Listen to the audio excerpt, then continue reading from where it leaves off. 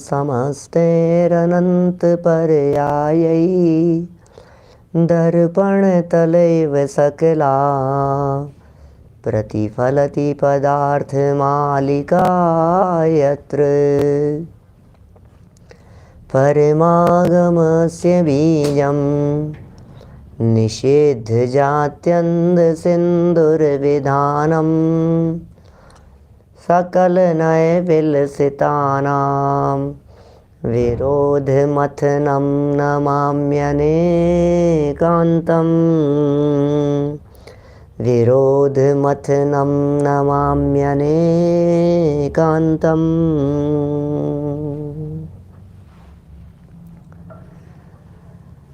पुरुषार्थ सिद्धि उपाय नामक यह ग्रंथ है। अमृत चंद्राचार्य की यह सुंदर रचना। और हमारी चर्चा चल रही थी रत्नत्रय बंध का कारण नहीं है। काफ़ी बातें काफ़ी दिनों से इस प्रकरण के संदर्भ में हो चुकी है। और कल तो इतना भी कह दिया था कि भाई सम्यक्त्व भी बंध का कारण नहीं है। देवायु के आश्रव का कारण जो शास्त्रों में जगह जगह सम्यक्त्व को कहा गया है, उसे भी कहीं आश्रव का कारण नहीं समझ लेना। सम्यक्त्व तो निराश्रव रूप ही होता है। सम्यक्त्व भी यदि बंध का कारण होगा तो फिर मुक्ति का कारण क्या होगा? विकल्प तो खड़े होते ही हैं ज्ञानियों के चित्त में कि साहब यदि सम्यक दर्शन को ही बंध का कारण मान लोगे तो फिर मोक्ष का कारण किसे कहोगे? वास्तव में सम्यक दर्शन नहीं, सम्यक दर्शन के साथ होने वाला आश्रव भाव वो बंध का कारण है। सम्यक्त्व के साथ में होने वाला शुभ परिणाम वो बंध का कारण है। आज भी गोष्ठी चल रही थी दिन में हमारी, और निर्जराधिकार की चर्चा थी।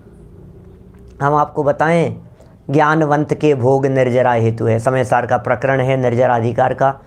ज्ञानियों के भोग भी निर्जरा के कारण है, ज्ञानियों के भोग भी निर्जरा के कारण है। बड़ी चर्चा चलती है इस तरह की, ज्ञानियों के भोग निर्जरा के कारण है। पता है, हमने जब हमारे अध्यक्षीय उद्बोधन में कहा तो हमने ये कहा ज्ञानियों के भोग निर्जरा के कारण। आपकी दृष्टि भोग पर क्यों जाती है? आपकी दृष्टि में ज्ञानी पर क्यों नहीं जा रही है और निर्जरा पर क्यों नहीं जा रही है? ज्ञानी के भोग और निर्जरा तीन शब्द है ना। ज्ञानी के भोग निर्जरा के कारण है। हमारा ये कहना है ज्ञानी के निर्जरा होती है, भोग को छोड़ो। भोग कभी निर्जरा के कारण हो सकते हैं क्या? भोग तो बंधन के कारण होते हैं भाई। भोग तो आश्रव है, भोगों का भाव तो बंधन का कारण है, भोगों का भाव तो उलझाने का हेतु है। इसलिए भोग निर्जरा के हेतु नहीं होते।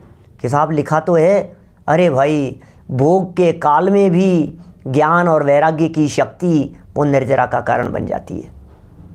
ज्ञानी जीवों के जीवन में भोग के काल में भी, भोग भोगते हुए भी जो वैराग्य परिणति है, ज्ञानियों के जीवन में भोग के काल में भी जो अंतर में उन भोगों के प्रति विरक्ति का भाव है, अनासक्ति का भाव है, वो निर्जरा का कारण बन जाता है। ऐसा कह दिया जाता है ज्ञानी के भोग निर्जरा के कारण। इसी तरह का व्यवहार चलता है। ये सब व्यवहार है, ये सब कथन पद्धति मात्र है। मुख्यता से कथन होता है, बोल दिया जाता है। बड़ा सुंदर प्रकरण आज हम यहाँ प्रारंभ कर रहे हैं। इसी से जुड़ा हुआ प्रकरण है। रत्नत्रय से, सम्यक दर्शन से देवगति की प्राप्ति नहीं होती, इसी प्रकार के प्रकरण को यहाँ आगे बढ़ा रहे हैं। देखिए जरा, सम्यक्त्व से 266 नंबर पेज है भाई साहब। अपनी जो पुस्तक चल रही है, इस पुस्तक में 266 266 नंबर हिंदी वाली पुस्तकों में। और जो दूसरी पुस्तकें हैं उन पुस्तकों में, जैसे पुरानी पुस्तक है या गुजराती वाली पुस्तक है, तो उनके पेज नंबर दोनों के अलग अलग है। श्लोक नंबर निकाल लीजिए आप तो 221 नंबर। सम्यक्त्व से शुभ कर्मों का बंध होता है, यह व्यवहार नय का कथन है। इस विषय को स्पष्ट करते हैं कि साहब सम्यक दर्शन है तो बंध होता है कि नहीं सम्यक दृष्टियों को? कि होता है भैया, सम्यक दृष्टियों को बंध होता है। कि किसका बंध होता है? बोले पुण्य का बंध होता है, शुभ प्रकृतियों का बंध होता है सम्यक दृष्टियों को। तो सम्यक दृष्टियों को जो शुभ कर्म प्रकृतियों का बंधन हुआ, तो फिर अभी तो इतना सिद्ध कर रहे थे आप पीछे प्रकरण में कि सम्यक स्त्रियों को बंध नहीं होता, और अब कह रहे हो शुभ कर्म प्रकृतियों का बंधन होता है। यार बड़ा कंफ्यूजन है, बहुत झमेला है पंडित जी, कुछ स्पष्ट नहीं हो रही है बात, कुछ क्लियरिटी नहीं हो पा रही है। सुनो भैया, व्यवहार नए का कथन है, व्यवहार ने लगावटी बात करता है, व्यवहार ने मिलावटी बात करता है। क्या देखिए, आपकी पुस्तक में श्लोक पढ़ते हैं, पुरानी पुस्तकों में 200 नंबर पेज है, गुजराती पुस्तकों में 185 186 नंबर पेज है, नई पुस्तकों में 266 नंबर पेज है, श्लोक 221 है। एकस्मिन् समवायादत्यंत विरुद्ध कार्योरपि इह दहति घृतमिति यथा व्यवहारस्तादृशोऽपि रूढिमितः। क्या क्या शब्द हैं, कितनी सुंदर शब्दावली में आचार्य देव कितना सुंदर उदाहरण देकर के बात समझा रहे हैं। बहुत स्थूल बुद्धि जिनकी हो उनको भी आसानी से समझ में आए, मोटे मोटे एंगल से देखने पर भी बात अत्यंत स्पष्ट हो जाती है। अन्वयार्थ में देखिए आप, मज़ा आएगा आपको बात क्या कह रहे हैं आचार्य देव। व्यवहार व्यवहार व्यवहार समझा रहे हैं, ये व्यवहार क्या होता है, व्यवहार किसे कहते हैं। अरे व्यवहार के वचनों में कुछ दम नहीं हुआ करता, व्यवहार के वचन अलग ही प्रकार के होते हैं, व्यवहार के वचनों में कुछ अलग प्रकार की दृष्टि होती है। उस व्यवहार के संदर्भ में कह रहे हैं, ही एकस्मिन निश्चय से एक वस्तु में अत्यंत विरुद्ध कार्ययोः, अत्यंत विरोधी दो कार्य के अपि समवायात भी मेल से। क्या कह रहे हैं, एक वस्तु में अत्यंत विरोधी दो कार्यों के मेल से तादृशः अपि व्यवहारः रूढ़िम इतः, वैसा ही व्यवहार रूढ़ी को प्राप्त है। यथा इव घृतम दहति इति, ओ समझ में, यथा इह जैसे इस लोक में घृतम दहति घी जलाता है, इस प्रकार की कहावत है। हाथ जल गया एकदम, कैसे जल गए भाई साहब, बोले घी से जल गए, घी से जल गए। इज इट पॉसिबल कि कोई व्यक्ति घी से चल जाए? घी से कैसे जलेगा भाई साहब कोई व्यक्ति? नहीं साहब घी से जल गए, साहब घी से जल गए। अरे भैया कढ़ाई के पास में खड़े होकर के काम कर रहे थे और एकदम क्या हुआ, पानी के छींटे डले उसके ऊपर और एकदम क्या हुआ, वो दूध था, दूध गैस के ऊपर रखा हुआ, और क्या हुआ एकदम ध्यान नहीं रहा तो दूध से एकदम सारा हाथ पर गिर गया, हाथ जल गया। दूध से जल गए, घी से जल गए, तेल से जल गए। काहे से जल गए? घी दूध तेल से। गजब हो गया।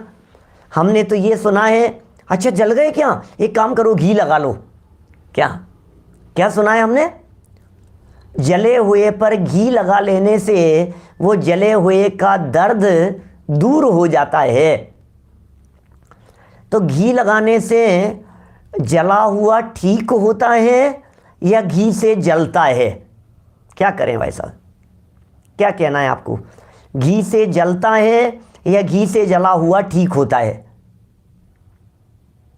अरे भाई साहब, जो घी से जल गया है वो वास्तव में घी से नहीं जला है। घी से जलता हुआ दिखने पर भी घी के साथ में लगा हुआ, घी में प्रवेश किया हुआ जो अग्नि है, जिसने घी में प्रवेश कर लिया है, उससे जला है। उदाहरण दूं दूसरा, गरम गरम खौलता हुआ घी था, बच्चा पास में आने लगा, हाथ नहीं लगाना, आग है। भैया आग है? आग तो वो होती है येलो कलर की, ऐसे उठती हुई लपटें जिसमें दिखाई देती है। आग तो वो होती है कि भैया ये आग है, ये आग है। गरम गरम तवा गैस से उतारा, हम आपसे पूछते हैं वो अग्नि है या नहीं है? अच्छा, अग्नि गरम होती है या पानी गरम होता है? बोलो। पानी का स्वभाव शीतलता, अग्नि का स्वभाव उष्णता, तो गर्म कौन, पानी या अग्नि? क्या सब गर्म तो अग्नि है, बिल्कुल गर्म अग्नि है। तो फिर गर्म गर्म पानी से जल गया, तो गर्म पानी से जला के पानी से जला, घी से जला या गर्म घी से जला? क्या कहना है आपको? तो हम कहेंगे भाई साहब घी से नहीं, गर्म घी से जला। गर्म घी से जला, इसका मतलब घी के अंदर गर्मी थी। तो घी में गर्मी किस चीज की थी? बोले घी में जो गर्मी थी वो गर्मी घी की नहीं थी, घी में जो गर्मी थी वो अग्नि की गर्मी थी।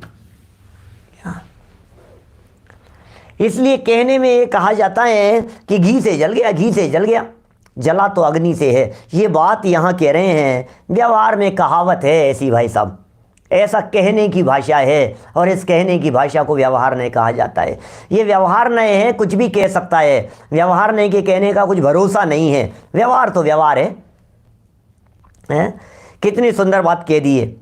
चलिए पढ़ता हूं मैं यहाँ टीका, टीका के शब्द पढ़ते हैं, फिर समझाऊंगा यहाँ व्यवहार को। और बहुत सुंदर शब्दावली है। ही एकस्मिन् अत्यंत विरुद्ध कार्योः अपि समवायात् यथा घृतं दहति इति व्यवहारः अपि तादृशः व्यवहारः रूढ़िम इतः। एक ही वस्तु में, वस्तु एक, उस एक ही वस्तु में जिसका कार्य परस्पर अत्यंत विरुद्ध दो कार्यों का बंद होने से, जैसे घी जलाता है ऐसे एक में दूसरे का व्यवहार हो जाता है। समझ में आ गई? एक में दूसरे का व्यवहार हो जाता है। काम किसी का, नाम किसी का, ऐसा होता है ना, काम किसी का, नाम किसी का। गजब हो गया। देखो आणम ताणम बोलता हुआ अंजन चोर को रिद्धि प्राप्त हो गई। काम पुण्य का, नाम किसी और का। काम विशिष्ट प्रकार के कर्म के उदय का, नाम मंत्र का, नाम भगवान की भक्ति का। हे जिनेंद्र देव, आपकी भक्ति से मेरे तो सारी बीमारी दूर हो गई। हे भगवान, इतना तेज दर्द था मेरे तो, मैं क्या बताऊं आपको। और फिर उस दर्द के काल में मैंने एक दिन आपका शांति विधान किया और तबीयत ठीक हो गई। काम पुण्य के उदय का और नाम भगवान का, ये व्यवहार है, झूठा व्यवहार है, सच्चाई कुछ नहीं है इसमें। घी से जल गया, इसमें सच्चाई 0% है। कितनी सच्चाई है? व्यवहार ने इसी प्रकार के कथन करता है। भाई साहब अपना ही समझिए यार, अरे अपना ही मान करके चलो, आप ही का बच्चा है, अपना बच्चा समझो। गजब हो गया भाई साहब, अपना बच्चा समझो, अपना परिवार समझो, अपना घर समझो, अपना ही समझ करके चलो। ऐसे कैसे अपना समझ करके चलो? हाँ जी, यही व्यवहार है, इसे ही व्यवहार कहते हैं। अरे समय सार ग्रंथादि राज की मूल गाथाओं में इस तरह के प्रयोग किए हैं। याद आती है कोई गाथा? पथिक लुटते देख कर पथ लुट रहा जग जन कहे, पर पथ तो लुटता है नहीं, बस पथिक ही लुटते रहे। मूल गाथा है समय सार की। वापस सुनाता हूं, ध्यान दीजिएगा शब्दों की तरफ। शब्दों से अर्थ समझ में आ जाएगा, अर्थ बताने की जरूरत नहीं पड़ेगी। पथिक लुटते देख कर, पथिक राहगीर, राह पर चलने वाले। पथिक लुटते देख कर पथ लुट गया जग जन कहे। अरे भाई साहब, आपको मालूम है ज्वारी बाजार लुट गया? आपको मालूम है वो रास्ता लुट गया? आपको मालूम है जयपुर लूट लिया, जयपुर लुट गया, आमेर लुट गया। गजब हो गया। आमेर लुटा के आमेर में रहने वाले, जौहरी बाजार लुटा या बाजार के व्यापारी या बाजार में चलने वाले सामान्य लोग। लेकिन जग जन क्या कहते हैं, लोग क्या कहते हैं? बाजार लुट गया भाई साहब, अरे पूरा चांदपोल बाजार लुट गया, अरे पूरा किशनरामगंज बाजार पूरा लुट गया भाई साहब, लुट गया। क्या लुटा? पथिक लुटे। लुटा कौन? व्यापारी लुटे। लुटा कौन? वहां से विचरण करने वाले लोग, वहां की दुकानें। और कहा क्या गया? बाजार लुट गया, बाजार लुट गया। पथिक लुटते देख कर पथ लुट गया जग जन कहे, पर पथ तो लुटता है नहीं, बस पथिक ही लुटते रहे। क्या समझ में आ रही है बात? पथ नहीं लुटता है, पथिक लुटते हैं। मूल गाथाएं हैं कुंद कुंदाचार्य देव की, सरल शब्दों के अंदर सिद्धांत का ज्ञान करा देते हैं, रहस्य का ज्ञान करा देते हैं आचार्य देव। सरल शब्दों में पूरी बात समझा देते हैं आचार्य देव। क्या सरल सरल बात समझा दी है, क्या सरलता से वस्तु का प्रतिपादन कर दिया है। यही तो व्यवहार है, काम किसी का और नाम किसी का। क्या युद्ध क्षेत्र के अंदर लड़ रही है सेना, हार रही है सेना, जीत रही है सेना, और प्रतिपादन यह किया जाता है कि राजा जीत गया। क्या 6 खंड की विभूति को किसने जीता? 6 खंड के 32,000 राजाओं को किसने जीता? बोलो किसने जीता 6 खंड के राजाओं को? बोले भरत चक्रवर्ती ने। कि कितनी लड़ाई लड़ी थी? कि कुछ नहीं। तो जीता किसने था? सेना। भारत जीत गया। जीता कौन? 11 खिलाड़ी। ये क्या व्यवहार है भाई साहब? मंदिर लुट गया, मार्केट लुट गया, बाजार में भारी गिरावट। क्या क्या शब्द दे दिए। बाजार में भारी गिरावट, अच्छा बाजार में तेजी। समझ में नहीं आ रहा है यार, ये बाजार में गिरावट क्या होता है? समझ में नहीं आता। बाजार में तेजी क्या होती है?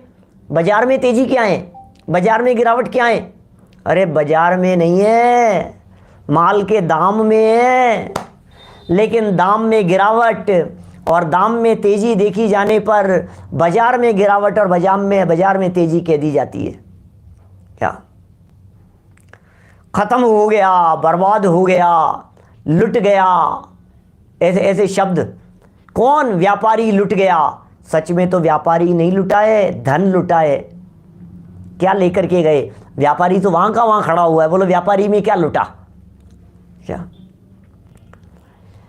ये जितने कथन यहाँ इस तरह के कहे जा रहे हैं, माने उन कथनों की तरफ हमें गहराई से देखना पड़ेगा कि आचार्य देव जो ये कह रहे हैं कि सम्यक्त्व से शुभ कर्म प्रकृतियों का आश्रव और बंध होता है, वहाँ बंध सम्यक्त्व से है या फिर सम्यक्त्व में उपचार करके कथन किया गया है, इस बात को देखना पड़ेगा।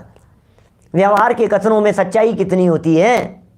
क्या बोलो, व्यवहार के कथनों में कुछ सच्चाई नहीं है। कितनी सच्चाई है व्यवहार के कथनों में? देखिए बात पढ़ रहे थे अपन यहाँ इस व्यवहार के संदर्भ में। युद्ध राजा ने किया, ऐसे कथन बहुत सारे कथन मिल जाएंगे आपको। युद्ध राजा ने किया, तीर्थंकरों की स्तुति आदि व्यवहार से। तीर्थंकरों का समूह शरण, तीर्थंकरों का समूह शरण। भगवान महावीर स्वामी चांदी ओं में औंधे मुंह गिरी। वाह साहब वाह, संजय जी साहब गजब बात है। आप जैसे सोने चांदी वाले लोग ही पकड़ते हैं ऐसी बातें। चांदी औंधे मुंह गिरी, गजब। उल्टा बोलते हैं पर समझ में सही आता है। बोलते कुछ है लेकिन समझ में सही आता है, क्योंकि हम सब जानते हैं सब व्यवहार के कथन हैं। कौन धराशाही, चांदी धराशाही, ऐसा ऐसा ऐसा कथन मिलते हैं। ये तो न्यूज़पेपर के कथन होते हैं इस तरह के। चांदी धराशाही हैं। सोना आसमान पर, सोना आसमान पर। अब गजब हो गया, ये कह रहे हैं सोना आसमान पर, चांदी जमीन पर। बोले कौन सी जमीन पर है चांदी, जरा बताओ तो सही कौन से मार्केट में? बोले कहीं नहीं है। ऐसे ऐसे वचन बड़े गजब के वचन है। व्यवहार ने कुछ भी कहने से नहीं चूकता है, लेकिन व्यवहार तो व्यवहार मात्र है भाई साहब। इन व्यवहार के वचनों में कुछ दम नहीं है। तो व्यवहार से ये कह दिया। अब दो चीज़ें साथ साथ में हैं। यहाँ जो चर्चा चल रही है, इस चर्चा में जैसे समझिए सोना और चांदी, बात सोने चांदी की आ गई। सोना और चांदी मिलकर के कोई आभूषण बना। 8 तोला सोना है और 2 तोला उसमें चांदी मिली है, कुल मिलाकर के 10 तोले का आभूषण हो गया।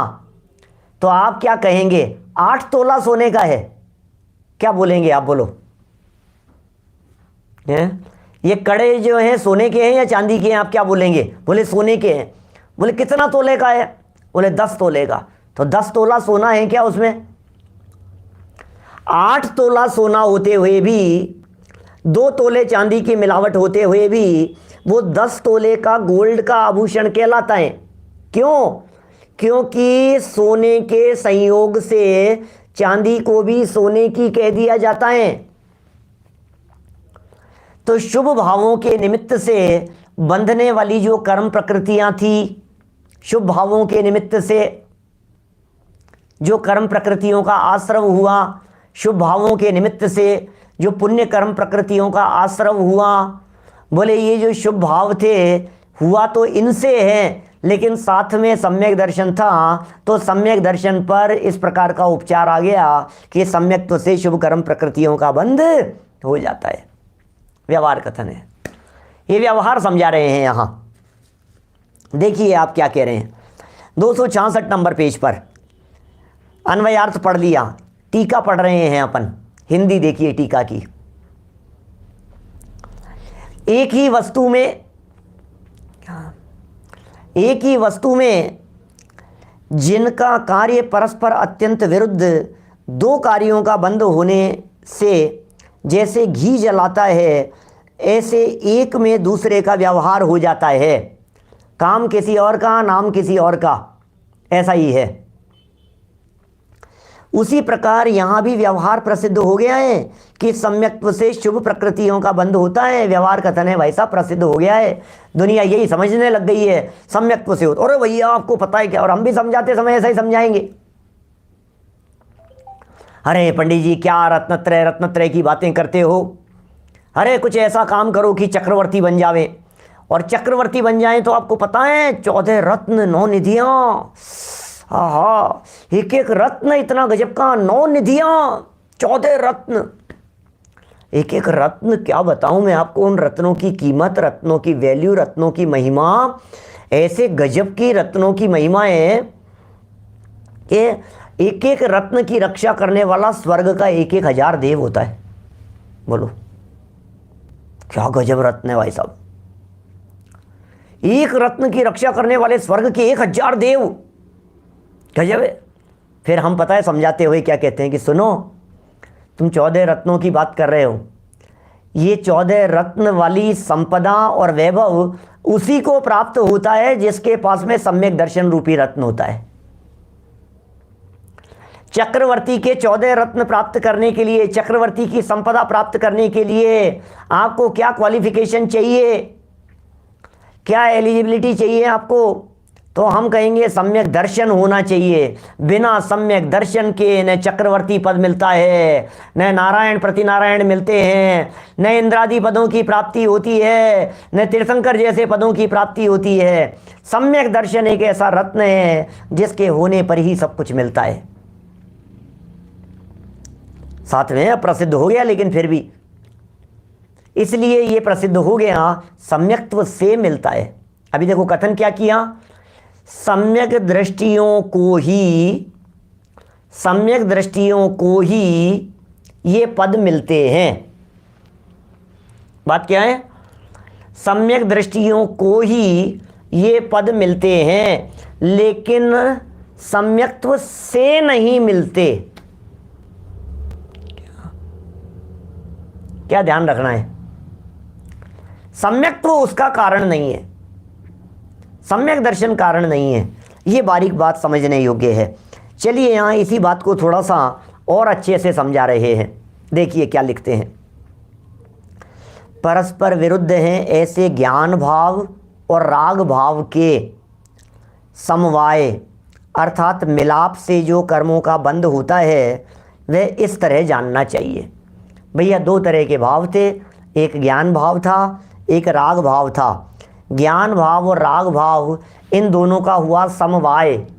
ज्ञान भाव और राग भाव ये दोनों चल रहे थे साथ में। ज्ञान धारा और राग धारा ये दोनों बह रही थी साथ साथ में।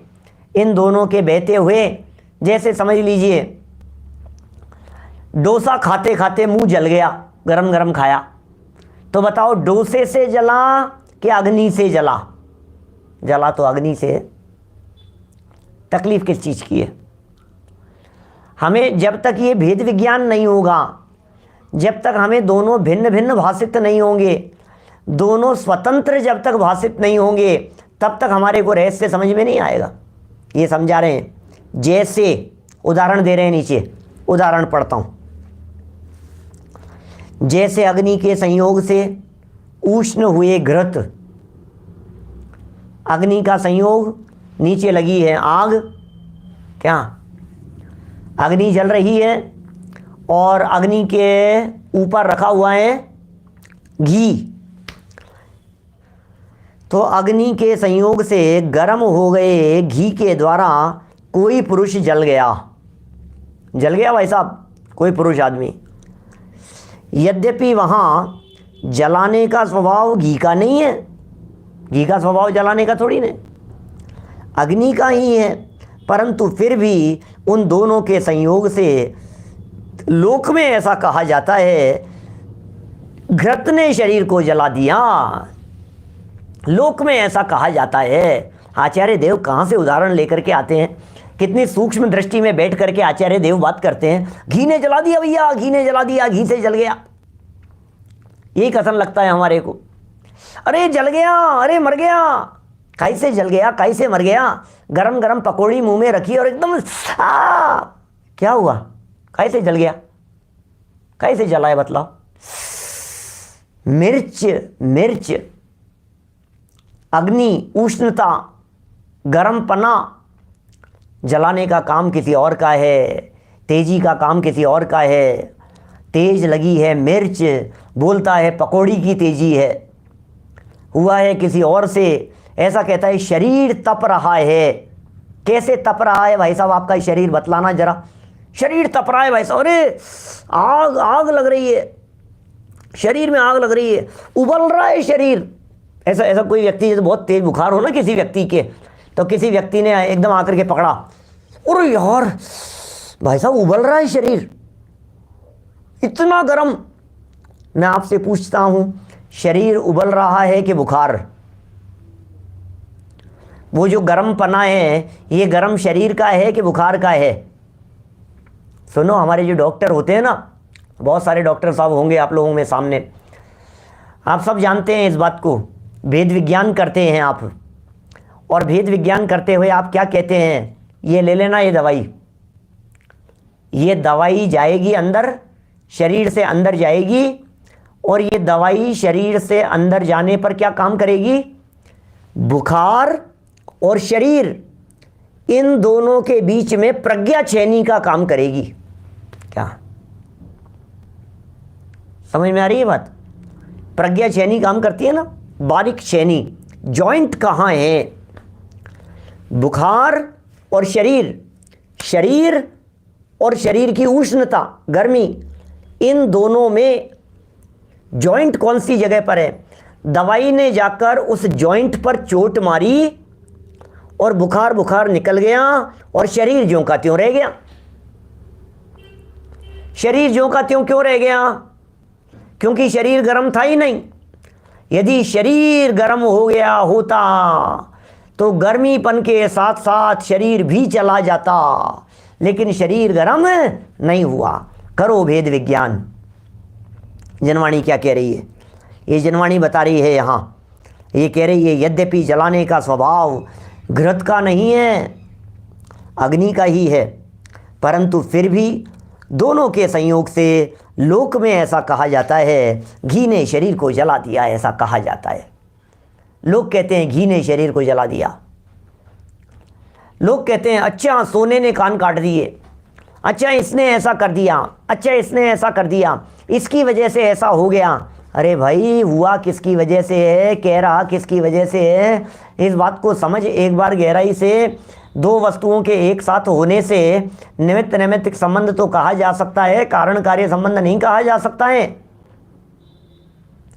इसने ऐसा, पता है कभी कभी क्या करते हैं नादान लोग, जो छोटे छोटे बच्चे होते हैं ना समझ बच्चे, वो क्या इधर कोई काम कर रहे हैं जैसे मान लीजिए, और इधर कोई काम करके कोई चीज़ हाथ में लेकर के जा रहे हैं, अचानक उधर से कोई गेट खुला, कोई आ गया अचानक से और उसने छोड़ दिया, तो इसने छोड़ा तो ये क्या, आपने गिरा दिया। क्या क्या, क्या बोलते हैं, आपने गिरा दिया। अब मैं आपसे पूछता हूं, उसने गिरा दिया, उसका क्या लेना देना है? वो तो दूर खड़ा हुआ है। नहीं, आपकी वजह से गिर गया, आपकी वजह से गिर गया। मुझे यही समझ में नहीं आता है, वो दूर खड़ा हुआ व्यक्ति और उसकी वजह से हो गया, ये क्या है? ये मतलब व्यवहार कथन है, इनके आने की वजह से ध्यान चला गया, ध्यान भंग हो गया, इसलिए ऐसा कह दिया जाता है। जैसे इल्जाम दूसरे के ऊपर लगाया जाता है, ऐसे रिवॉर्ड भी दूसरे को दे दिया जाता है व्यवहार ने से। किसी के आते ही कह दिया, भाई साहब आप आए और लाइट आ गई, भाई साहब 3 घंटे से लाइट नहीं आ रही थी, आपके आते ही लाइट आ गई। आप थोड़ा सा पहले आ जाते तो पहले लाइट आ जाती। तो ये क्या किया हमने? व्यवहार है, व्यवहार कथन है, बोलने के लिए व्यवहार है। ऐसे कथन करने पर, ऐसा बोल देने पर हम लोगों में से किसी भी व्यक्ति को व्यक्ति झूठा नजर नहीं आता। आज तो सूर्य पश्चिम से उगा है, लो आज तो सूर्य पश्चिम से उगा है। आज किधर रास्ता भूल गए भाई साहब? घर में कोई मेहमान मिलने के लिए आए, आज कहाँ रास्ता भूल गए? रास्ता भूल गए कि रास्ता सही पकड़ में आ गया? रास्ता भूल गए होते तो आपके यहाँ कैसे आते? रास्ता नहीं भूले तब तो ठीक से आपके यहाँ पहुंच गए, लेकिन पहुंच गए तो कह रहे हैं रास्ता कहाँ भूल गए। अभी ऐसा है चक्कर। चीनी थी और उस चीनी को चाशनी वगैरह बना करके, निकाल करके, गंदगी निकाल करके उसको जो परिष्कृत किया, निर्मल कर दिया, और कहते हैं अब बुरा बन गया। अरे बुराई तो निकल गई, तू कह रहा है बुरा बन गया? अब बुरा थोड़ी ना हुआ है, ये तो अच्छा हुआ है। लेकिन कथन ऐसा ही किया जाता है, जब तक बुरा था उसको तो अच्छा कहता है, और जब उसमें से बुराई निकल गई, गंदगी निकल गई, बुरा क्या होता है? बुरा है। ये जो बुरा बन गया है, ये बुरा तो उसमें से शुद्ध होकर के बना है ना, लेकिन कथन है। हम कहाँ तक इस प्रकार के कथनों का बखान करें भाई साहब? इस प्रकार के कथन सुबह से लेकर के शाम तक आपकी जबान से बोले जाते हैं। दिन रात ऐसे वचन आपके द्वारा किए जाते हैं, सुबह से लेकर के शाम तक इस प्रकार के कथन बोलते रहते हैं, बोलते रहते हैं, बोलते रहते हैं। लेकिन भेद विज्ञान करो, ये आचार्य देव यहाँ सिखा रहे हैं। ये सिखा रहे हैं अग्नि से नहीं जला, अग्नि से जला है, घी से नहीं जला। जलाने का काम अग्नि करती है, घी जलाने का काम नहीं करता। ये मार्मिक बात है। देखिए जरा क्या कह रहे हैं। ये कह रहे हैं उसी प्रकार सम्यक्त्व और राग भाव, इन दोनों के मिलाप में यद्यपि बंध का कारण तो राग ही है। इन दोनों के मिलाप में बंध का कारण क्या है? सम्यक्त्व और राग, दोनों का मिलाप है। यहू भाव मिश्र रूप है। कछु वीतराग भया है, कछु सराग रया है, टोडरमल जी साहब लिख रहे हैं। सम्यक दर्शन से बंधन नहीं होता, सम्यक तो आश्रव का कारण नहीं होता। पक्की हो जानी चाहिए बात, एक एक शब्द कि साहब ये लिखा है, यहाँ शास्त्रों में लिखा है सम्यक्त्व से शुभ कर्मों का बंध होता है। सम्यक्त्व से शुभ कर्मों का बंध होता है। क्या लिखा है? सम्यक्त्व से लिखा हुआ है, कोई बात नहीं, लिख देंगे। सम्यक्त्व से शुभ कर्मों का बंध होता है, लिख दिया, कोई दिक्कत नहीं है। इनकी वजह से ऐसा हुआ है, कोई दिक्कत नहीं है। घटना एक घटी है, अरे साहब किसने काम किया? पिताजी के 4 बच्चे हैं, चारों में से बड़े बड़े काम करते हैं, नाम पिताजी का होता है। काम बच्चों का, नाम पिताजी का। काम पिताजी का, नाम बच्चों का। 4 भाइयों ने मिलकर के कोई काम किया, बड़े भाई का नाम, ऐसा ही होता है। मिल किया चारों ने, नाम बड़े भाई साहब का ही होता है। भाई साहब, बड़े भाई साहब का नाम लिखा जाता है। क्या? मोहनलाल एंड सन्स, लो साहब, मोहनलाल एंड सन्स, वो और उनके बेटे, मोहनलाल एंड ब्रदर्स। तो लो, तो मोहनलाल एंड ब्रदर्स में मोहनलाल कौन है? बोले बड़े भाई होंगे, और क्या होगा? मोहनलाल एंड ब्रदर्स जब आप कह रहे हैं तो वो और भाई, बाकी छोटे भाई हैं, उनमें क्या है? जैसे हाथी के पाँव में सब समा जाते हैं, इसी तरह से यहाँ सम्यक्त्व कहने पर सब समा गए हैं। सम्यक दर्शन कहाँ? तो सम्यक दर्शन बड़ी चीज़ है, सम्यक दर्शन वैल्यूएबल चीज़ है, सम्यक दर्शन महिमावान है। तो बोले ये पुण्य बंधे हैं ना, अच्छी अच्छी प्रकृतियाँ बन रही है ना, पूरा का पूरा रिवॉर्ड, पूरा का पूरा सम्मान। बोले सम्यक दर्शन के गले में माला डाल दो यार, आप तो इसी की वजह से हुआ है भाई साहब ये तो। जबकि सम्यक दर्शन तो बंध का कारण नहीं, मुक्ति का कारण है। क्या कहें? देखिए,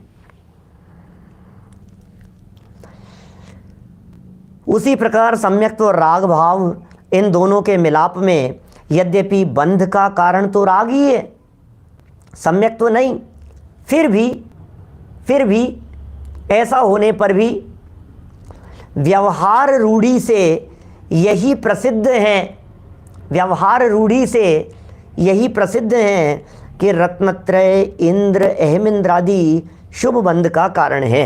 व्यवहार ने से प्रसिद्ध है ये कथन। अर्थात सम्यक्त्व से शुभ प्रकृतियों का बंध होता है, ये प्रसिद्ध है। लोक में कह दिया जाता है यार, आपका क्या बिगड़ता है यार। कई लोग अच्छे जो बड़े लोग होते हैं ना, वो तो कहते भी यही हैं, अरे यार हमें नाम नहीं चाहिए यार, इनको रखो ना यार, नाम तुम रखो, हमें तो काम से मतलब है। नाम गुरुदेव का हमें कोई दिक्कत नहीं है, नाम उनका हमें कोई ऐतराज नहीं है, नाम इनका अरे हमें कोई ऐतराज नहीं है यार, नाम किसी का भी रखो, काम होना चाहिए। कुल मिला के बात ये है, काम हो रहा है ना बस, अच्छा काम हो रहा है ना बस, और कोई मतलब नहीं है। देखिए इसी बात को, जो बात यहाँ कह दी है कि रत्नत्रय से इंद्र, अहमिंद्र आदि शुभ बंध होते हैं, ये व्यवहार में प्रसिद्ध है। रूढ़ी, रूढ़ी शब्द और दे दिया यहाँ। रूढ़ी शब्द जानते हैं?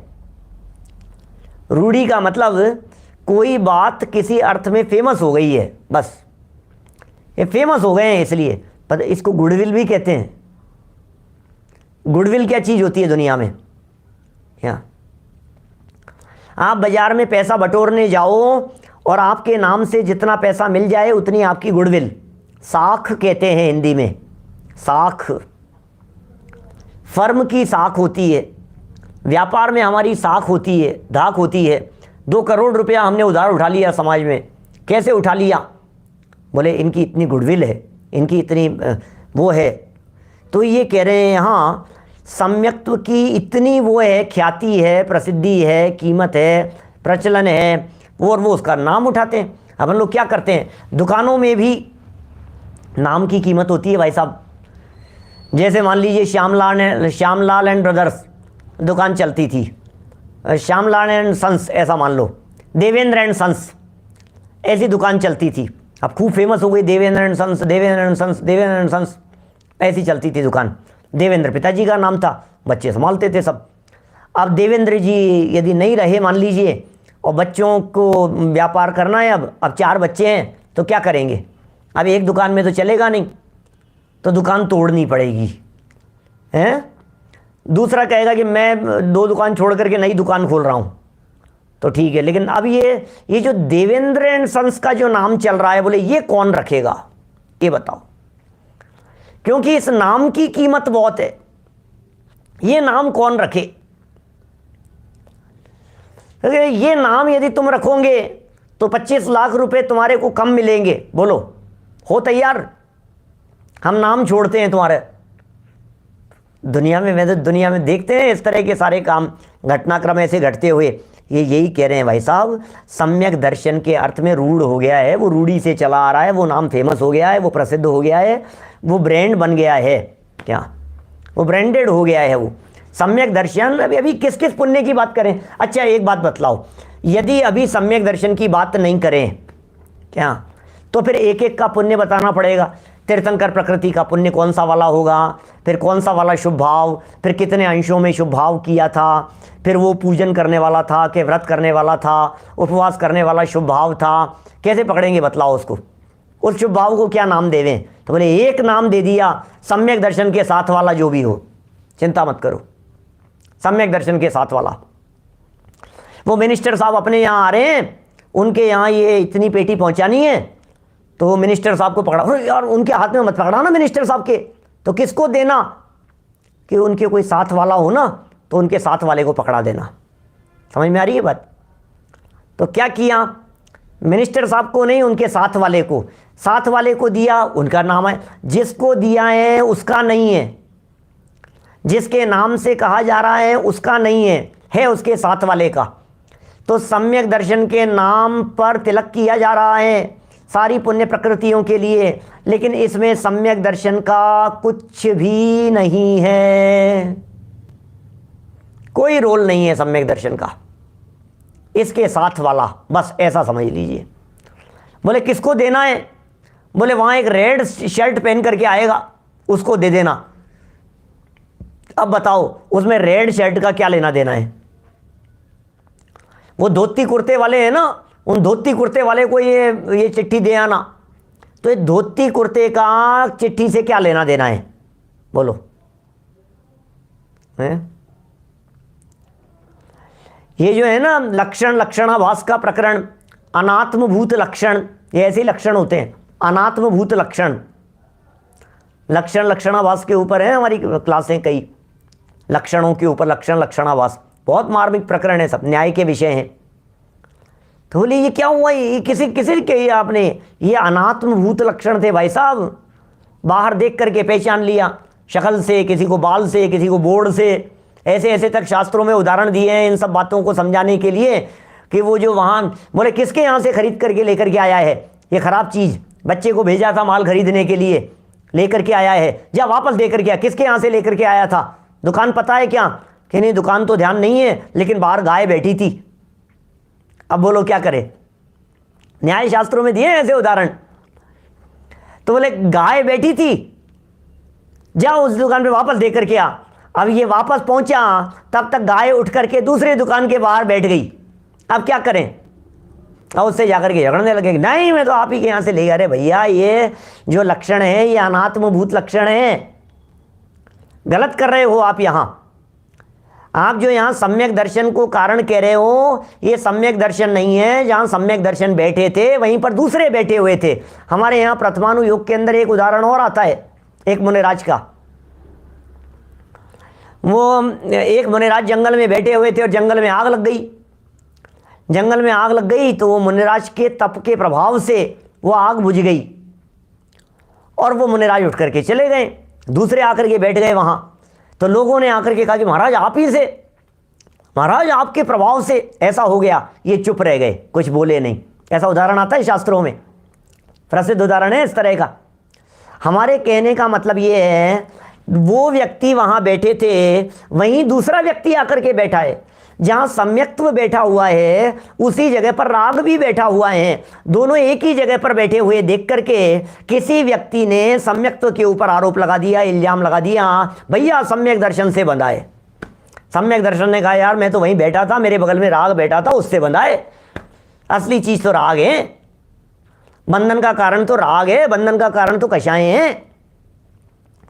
टोडरमल जी साहब ने लिखा 28 नंबर पेज पर, क्या 28 नंबर पेज पर लिखा उन्होंने, प्रकृति और प्रदेश बंध तो योग से होते हैं, स्थिति और अनुभाग बंध कषाय से होते हैं। यही मुख्य है, स्थिति और अनुभाग बंध, और वो कषाय से होते हैं। यही असली मूल बंध जानना। इसलिए जिन्हें बंद नहीं करना हो वे कषाय नहीं करें, ये समझ लीजिए। जिन्हें बंद नहीं करना हो वो कषाय नहीं करें। देखिए जरा क्या बात कह रहे हैं, भावार्थ पढ़ते हैं।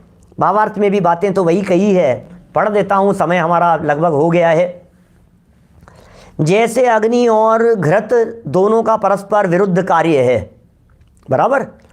घृत का कार्य तो पुष्ट करने का है और अग्नि का काम जलाने का है। दोनों के काम ही अलग अलग है। घी का काम अलग है और अग्नि का काम अलग है, और दोनों साथ में एक साथ है। जैसे जैसे देखो, और दूसरा उदाहरण दूं एक, गुलाब का फूल, और गुलाब के फूल जहां लगे हैं वहां कांटे भी लगे हैं। क्या फूलों को चुनते हुए किसी व्यक्ति के कांटा लग गया और खून बहने लगा।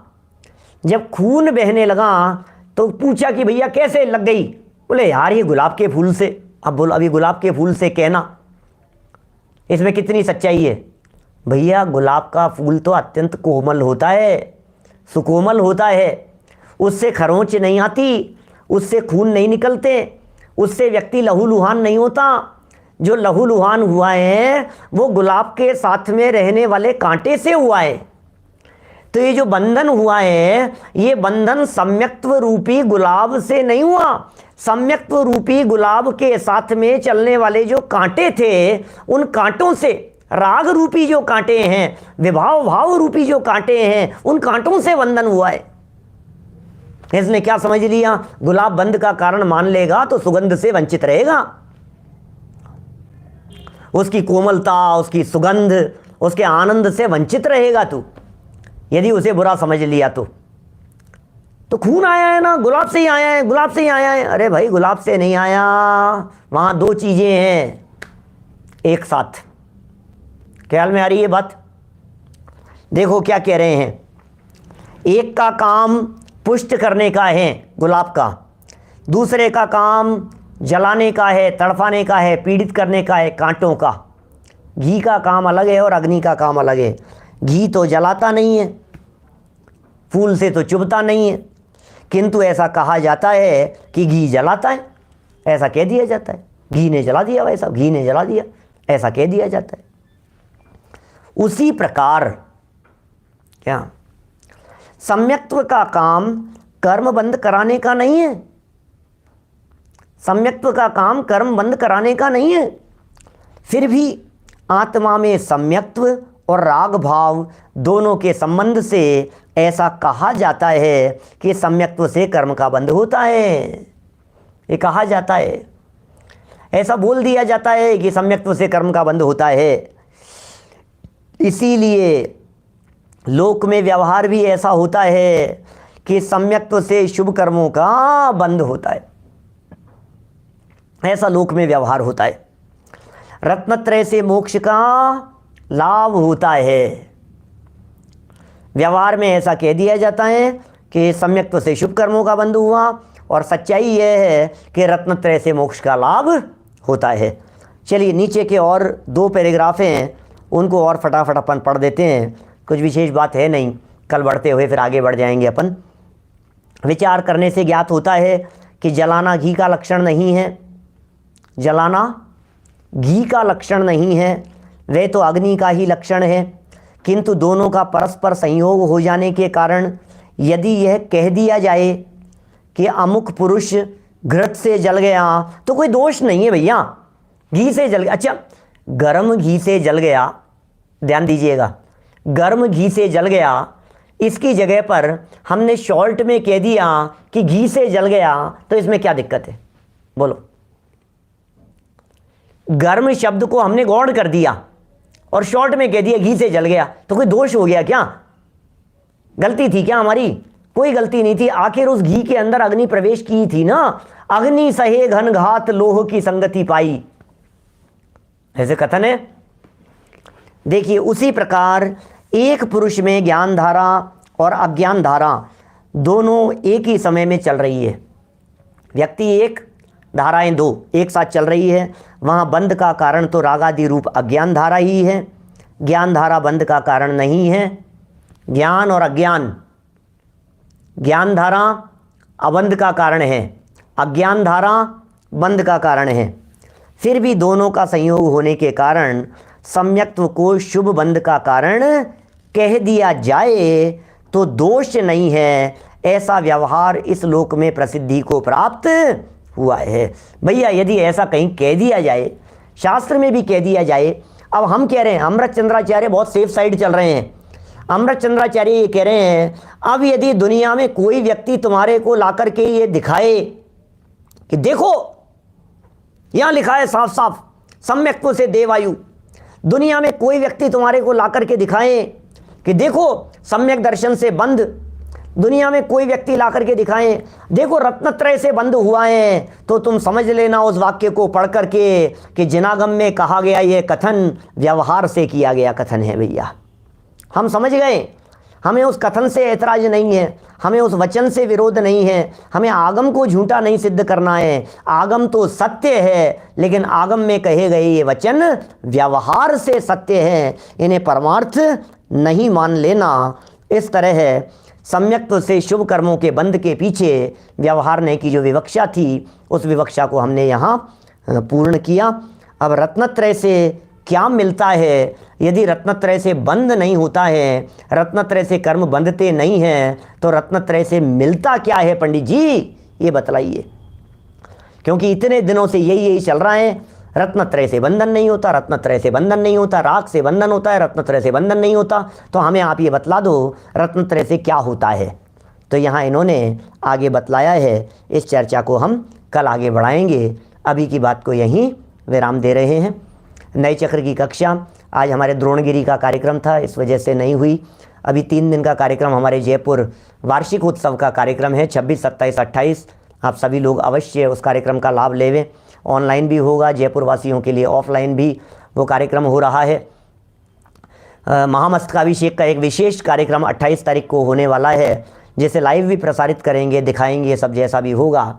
तो मेरा कहने का मतलब है 28 तारीख के बाद माने 1 तारीख से हम पुनः नए चक्र की कक्षा को प्रारंभ करेंगे, आगे बढ़ाएंगे।